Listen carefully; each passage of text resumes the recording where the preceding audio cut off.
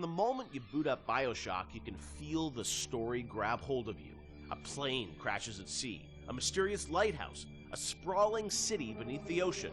Hooking the player from the first touch without overwhelming him with convoluted RPG mechanics was key to the success of the game and the skillful ramping up of BioShock's legendary gameplay.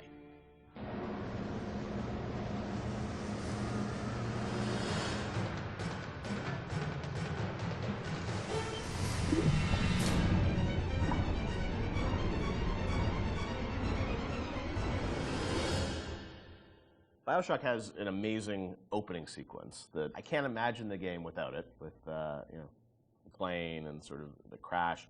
But I understand that didn't come online until like the very end of development. Sean, is that true? We had a couple of really depressing playtests. We had built all these systems. We thought we were doing a good job of like giving basically people a playground to play with and things to do. And when we had a playtest, we didn't realize how bad of a job we were doing in exposing those systems to the player, because we were so in these systems and in our own heads, we had no idea that we just weren't facing them towards the player at all. So after that playtest, we took a long, cold look at what we were doing and realized that we had to introduce we were confident enough in the systems that they were going to be fun and meaningful to the player, but we really had to think about how we were going to introduce these systems to the player, and in such a way that they understand why the systems were there. Like, you can't ship a README file with the game and expect people to read it. Like, it has to be part of the experience. So the challenge is, how do you introduce people to these systems, but do it in such a way that it fits within the narrative? So we had to integrate all of these things into the story cleanly so that the player felt like it was one smooth experience. And I think the zap 'em and whack 'em thing was one of those. And the 1-2 punch. Yeah, the 1-2 punch that came out of that. The plane sequence at the beginning, I heard a story that like a programmer put that together in like a day or two, and it was a very last minute thing, right? It was. So we had done a focus test, and we had it was one of the most depressing experiences in my life, because we were very close to being finished, and it was basically giving people what essentially became the demo, and people played it, and it was in Boston, and we were sort of behind these glass windows, all these sort of Boston guys are like, this is a wicked piece of shit. They hated it, and they were making fun of it, and they were saying, it's like watching some guys and dolls beating each other up, and it's the stupidest thing they've ever seen. And we thought we were in pretty good shape at that point. And I remember the focus test guy was like sort of like a doctor giving me the bad news. Right. Sorry, Ken, you better get your affairs in order. Right. And we all came into work the next day, and we were like, what are we going to do? And we were all pretty depressed. But I think we started talking. And as we talked, we started thinking about, what are they saying to us? What are these people saying to us? We think there's something there. How are they missing it? And we decided that maybe they didn't understand who they were and who their role as a character, who their role in the world was, because the game at that point started with you in the ocean, floating in the ocean after the plane crash. And the crash still was in the fiction, it just wouldn't show it. You just didn't see it, so you didn't have the voiceover saying, my parents always said I was going to do great things or whatever that. They didn't show the plane crash. We didn't establish a time period. Yeah. Because the plane is critical to establishing. You're smoking a cigarette. It's very 1960s looking. All that stuff was established. It wasn't established. So we decided we had no time and no money so we sort of came up with a script.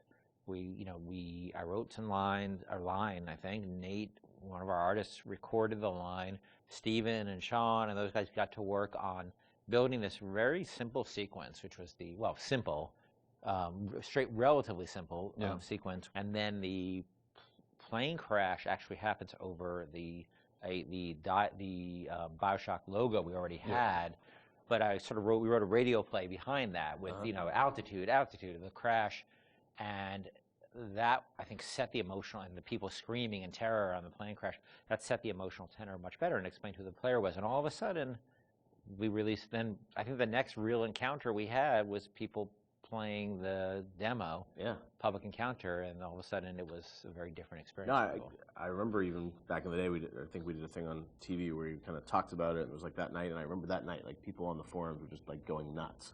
And even though the game had a lot of press attention, when people finally got to play it and go through that sequence, I just remember there was this mass sort of excitement around it, and then the game shipped only a few weeks after that, right? Or a month Or after that? a week later, or a few days later. It's amazing, like, now to hear that, like, literally, like, a month before the game came out, like, the playing sequence came online or something. I mean, it was that late, right? No, yeah, well, we still had to go through certification and all Yeah, that. but it's like within, it wasn't far. It wasn't far. It was really last minute, and it was one of those things where, like, you really shouldn't be putting in content that late. Yeah. But we felt it. We were so close to having something good that we just rolled the dice on it, and we worked really hard on it. Like we worked really hard. I remember how much time I spent on just that recorded of altitude. I can still hear the different version of that in my head because we spent so much time on that stuff. And these guys were working on getting the animations right and the scene was shot in engine, but we decided to pre-render it so that we had to do less QA on it. Right. It wasn't going to be some like weird streaming error or crash error. Wow.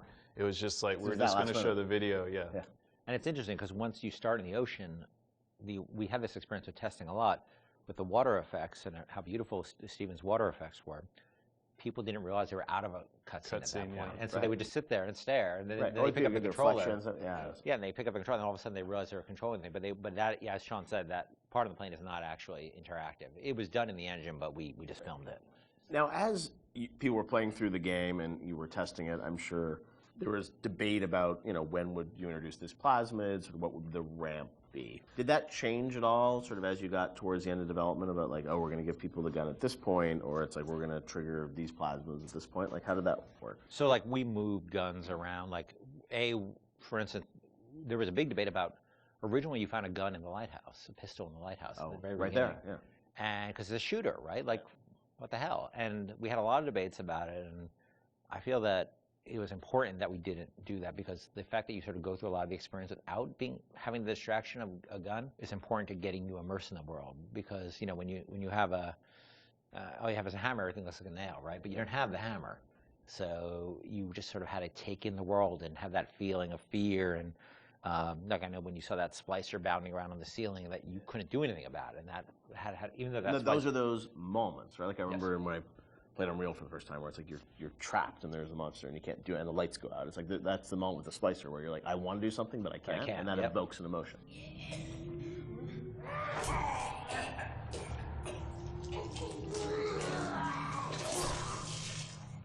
I remember we kept, moving where the machine gun appeared around and where various plasmids appeared around. It was a real. It's a real fine-tuning process. Yeah, and it gave us an opportunity, like especially with the shotgun, to really present the weapons, like put some space between them.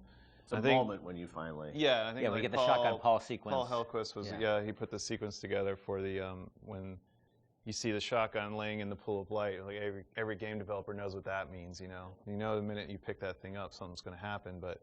It was still a very effective way, as I'm remembering it, to, oh, look, I've been waiting for this thing, I'm going to pick it up, and now you have an immediate opportunity to use it. But, at the same time, we're trying to ramp up the tension level by having the splicers kind of on the outside of the light, so you can't really see them, and then coming in one at a time and attacking you.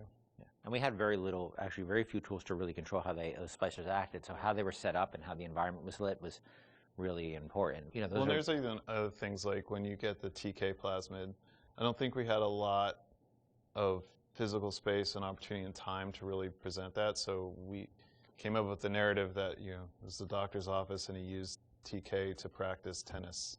And we had the turret in there that threw tennis balls at you. So if you wanted to, you could catch the tennis balls and throw them, and you could knock things down. I think it revealed pickups that you could then, pull to yourself with TK, but we're always trying to think of like little backstories that we could do. It doesn't have to be as involved as the shotgun ambush. Sometimes it's just, let's take a grenade turret and turn it into a tennis ball turret. Because we want to, because I remember like the impulse was, I've been to dentist office, and there's always some like weird aspect of the dentist personality they always want to get through their office. They just have to have their hobby featured in some way, and so we saw an opportunity there to both feature this, he's a tennis nut, and teach TK at the same time. And the